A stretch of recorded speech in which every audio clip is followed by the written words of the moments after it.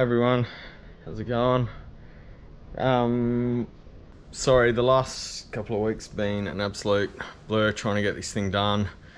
I'll probably release a video of where I got up to before the event, and yeah, as you could probably tell, I sort of ended up probably a day short. Just the whole fuel system brought me unstuck, so I got a heap of work done, but yeah, unfortunately, fuel tank to the fuel pump, yeah, I don't know, I don't know what I want to do with this car moving forward, and I wasn't really sure what to do. So it has a pretty good fuel tank in it, but the inside is very crusty, needs to be cleaned out, and I just didn't have time to do that before the event.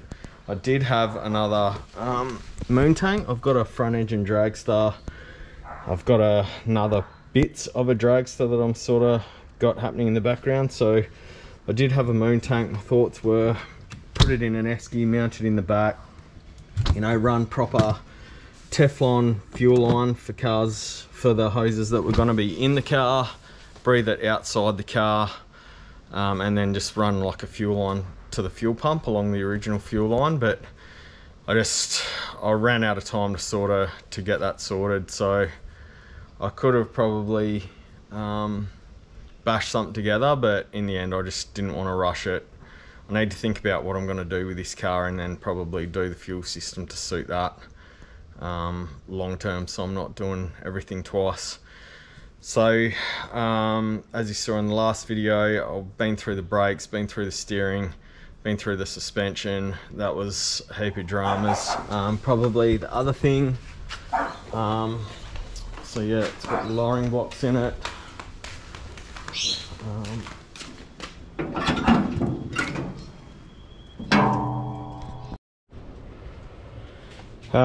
So the radiator ended up getting that record. That's like a HR KTG Tirana Holden Red radiator, like brass copper one. It was bottom tank was stuffed, core was stuffed. It's been modified to, like, the inlet for the top tank's usually here. It's been moved into the middle, so it was something that had been like modified to suit this car. So I ended up getting Adam at Red Devil. He's done a killer job on that. But then the problem I had, which has been one thing after another, is the fan hit the top radiator hose. So I raised the radiator, then it hit on this bonnet brace, and you couldn't shut the bonnet. So the radiator's in the spot where it was with the red motor. I've had to butcher these hoses and butcher the fan to get it all to fit. Ideally you'd just run an electric fan, but again, I didn't have the parts or time to do that. Bottom hose is a bit of a hybrid, 32mm coming out of the grey water pump. Then I've got like a spacer that's been spun up for that into the 38mm for the bottom tank of the red. So that's all done. Booster's all done, vacuum line's all done, got a rocker cover on, which is good for another 5 horsepower. Twin carbies. Now I'll put the video of going through these carbs in after this, but I knew they weren't going to fit, and of course they didn't, so I've had to do some modifications on there. One of the jobs I've still got to do is the linkage now hits on that back pipe, so I'm going to have to do something with that to get that working. So that's still on the to-do list. So that was one of the things that stopped us, and the other thing was the fuel tank. Steering box brace, battery box, ran the alternator, new fuel pump, fuel line, carbies. Lindsay's given us a set of Hinchcliffe wheels. So these are actually the front wheels off a real famous humpy drag car that Lindsay was involved with, Captain Nitrous, or originally it was Mr. Terrific. It's now Captain Nitrous. So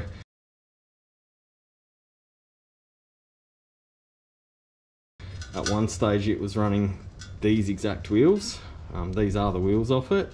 So they're a steel centre, these Hinchcliffe wheels, with a steel band and chrome. So they're a bit crusty. I'll tidy them up a bit. I'll put the tyres off these, the 13s, onto them, and they will go on this car. Wheel bearings, I just re-greased all them. All the front suspension was re-greased. Diff I ended up swapping out. Ideally, I think I'll put a HR diff in it down the track, and all the running gear from this will end up in my pink sedan down the track.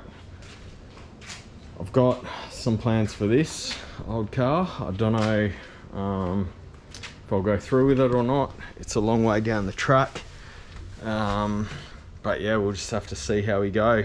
So for now, the plan is figure out what I'm going to do with the fuel system, get that sorted, modify that throttle linkage, and then this car should be, hopefully, touch wood, running and driving, and it'll be the perfect thing. Which leads me on to Pete's Hot Rods Cotton Vale dig out, which is what I was trying to get this car ready for. So obviously didn't get it done, but we went out there anyway with my oldest son Chase. He did all the filming out there, so apologies if anyone gets motion sickness or doesn't appreciate the extreme close-ups, but you know, he just loves coming out to car shows, loves looking at the cars, filming, and so he did all that for us, so thanks Chase. So yeah, unfortunately didn't quite get it done. I will persevere and get this thing running because it is super close, fuel tank and linkage, and it should be running and driving, and we'll see what fun we can go have with it until I decide what I want to do with the car long term. Anyway, I've got a few little things in the pipeline that I'll keep you guys updated with. Sorry the videos have been all over the place. Like I said, I work massive hours, and then when I'm not at work, family comes first, and then these cars are just a hobby, so they're low on the priority list. And if something has to get cut time wise, it's definitely the editing. That stuff just sups time up. I don't really know what I'm doing. And then the second thing is filming. Like when you're doing this stuff and you're trying to rush, anyone that's done all this knows that filming just slows you down. So if you're on a roll, you're time limited. I just want to get it done. So anyway, I've waffled on a heap. Thanks to everyone for watching. Thanks to everyone that subscribed over doing this. I'll probably do one more episode of getting this thing running and driving. And then I've got a few other little things in the pipeline that were bits and pieces that come with this car that I'll build up just for a bit of fun until we decide what we're going to do with this car. So yeah, thanks for watching. Sorry for the being all over the place. Sorry for the crappy editing. But yeah, anyway, it's free entertainment. Hope you guys are enjoying it. I've enjoyed building this car. Yeah, until next time, thanks for watching, guys. Cheers. Cheers. Sorry guys, one last thing. I probably should talk about Pete's Hot Rod Cotton Vale dig out. So a mate of mine, Brian, who races a inline 6 Falcon powered hamster, we sort of built our cars at the same time and struck up a friendship. He's a good mate of mine, good dude. So thanks for inviting us out, Brian, but this is one of his favourite events. It's very low key. Pete from Pete's Hot Rods and Restorations put this on. I think it's a bit of a belated birthday celebration for him. He also does like a moonshine run earlier on in the year, which is like their big event. But Pete, his wife Katrina, and Katrina's 2 boys put on this event in their property out in Cotton Vale, and it's a bloody awesome event. Like, I didn't know what to expect. Like I said, my mate Brian swears on it. So even though we didn't get the car done, we thought we'd go out there anyway. Pete and Katrina's boys, you know, offered to help try and get the car going, but by the time I got out there, I just had enough. Like I'd accepted defeat, and I just wanted to relax and enjoy the weekend. So super glad we went out there, even though we didn't get the car done. Like I said, my 10-year-old son Chase took some footage, so yeah, hope you guys appreciate it. But if you guys are ever out in that Cotton Vale Stanthorpe area, definitely call in and see Pete's shed. It's bloody impressive. Like, they run a full resto shop. That's their business, and they put on a couple events a year, and just the hospitalities of those guys out there was second to none. Like, they just make you feel like part of the family, make you feel at home. So we'll definitely be going back out there when Pete and Katrina and the boys ever put on an event. It's just yeah, definitely worth going to, definitely worth calling in if you're in the area. So again, sorry for being all over the place, everyone. Thanks for watching. Hope you enjoy the footage, and we'll try and get a video out of this car done, wheels on, everything buttoned down, dial and driving, in the not too distant future. So thanks for watching. Cheers, everyone.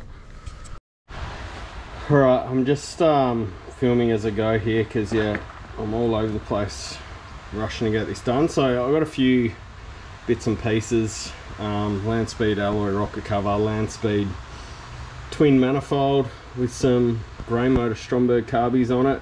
Just a cheap set of eBay headers. Now, I think the problem I'm going to have is the Landspeed manifolds have really short runners, and it's kind of known that they hit aftermarket extractors, and I sort of just mocked it up, and I think it's going to hit on those inside runners, so might have to bash a dent or something in that. Like for what the car is, I'm not too worried about it, but it is a tired old grey motor in Eddie out of my old wagon, possibly cracked head gasket, I don't know. It pushes a little bit of coolant, but it still sort of runs fine. Doesn't have a cam or anything like that, probably just needs a bit of a freshen up, but anyway, I'm not going to worry about any of that. It's going to make it look like a rat with a gold tooth and throw some vintage speed gear on it. So because it is a stock motor, like, it does have okay compression. I have done a leak down test and a compression test on it, and it's sort of fine for a oldish engine, but yeah, I do notice it does sort of push a little bit of coolant. Nothing alarming, but it is a tight old stock grey motor, and I am going to chuck some gear on it just to make it look cool, and I think it sort of looks the car. And at the end of the day, I'm not using this to get to and from work, so I don't really care if it shits itself, to be honest. I can rebuild it, and the grey motor probably won't stain it anyway. I've got other plans, but anyway, I'm going to throw these on this stockish grey motor. Any of you guys that have gone back and watched my Grey Ghost, which is my front engine grey powered dragster, run a couple of videos on tuning triple Stromberg. So twins, it's the same principle, but because this engine's sort of stockish and I'm not going for all out max effort like I am with the dragster, I'm going to chuck some of Frank Whitby's Venturi restrictors in these. So these just because the vacuum signal is sort of being halved running two carbies, these sort of increase they create a Venturi through the carb to help with the airspeed through the carbies now that you're running two of them. So these just sort of clip in. You can buy these from Frank Whitby if you get on Facebook. So I've got this kit here. I'll order another 2 or 3 or however Frank sells them, so that my kit's restocked. I don't run them in the dragster. I've experimented with them. It runs better without them, but for what it is, I'm going to chuck 2 in there. So these just sort of slot down in past the tube, and they just sort of clip in place. Like if you use a pair of long nose pliers, you can sort of feel them just go in there and sort of sit in place. You just got to sort of slot them in there and line them up, and they go in anyway. So I'll chuck these in, so that's one less thing to do while I've got a bit of time. And yeah, I think this will hit, but anyway, we'll keep going, and we'll cross those bridges when we get to them. So yeah, let's slap these in, see if you can. The light is shit house, so sorry about that, but that's sort of without them fitted, and I'll fit these and show you what they look like fitted. So I don't know if you can see that very well, but I've sort of just got them sitting in there, straight or anything. But yeah, if you just use a pair of long nose pliers, you can kind of just get them to clip into place. So it's probably going to be hard to do with one hand, but just kind of got this one sitting there. Yeah, I'll get them in, and you can sort of see there. I just need to clip that one in, but that's how they sort of sit to help with the airspeed now that you've got 2 carbs instead of 1. So these have also been jetted down. I think they're running like a 70 power valve and a 48 main, which is about ballpark for what you want on twins. But yeah, because this is a fairly standard motor, I'm putting the Venturis in it as well. So anyway, I'll cook them in and these will be ready to bolt on. Okay, they're in, they're snapped into place, so you can just sort of see them down in the bottom there, the little shiny bit. So you feel them clip in. They've got a like quite a positive engagement when you get them to sort of snap in. So yeah, they're in there. Like if you're running a stockish grey motor or even a sort of warmish one on the street, they're probably the go to help with the low down flat spot. But yeah, in an all-out effort like the dragster, I don't bother with them. And with the dragster, I sort of run a real small lean power jet on it, with a sort of fatter main, and that seems to have gotten rid of the stumble. And then I've got my carb sink. So yeah, Venturi restrictors are in this. Like I said, 48 main, 70 power valve, which is a good base for the twins. We'll try and fit them, see how we go. May have to bash these cheap headers, but anyway, it is what it is. See if we can get them to fit. No, my luck probably won't, but anyway, we'll have a crack. Let's get them on.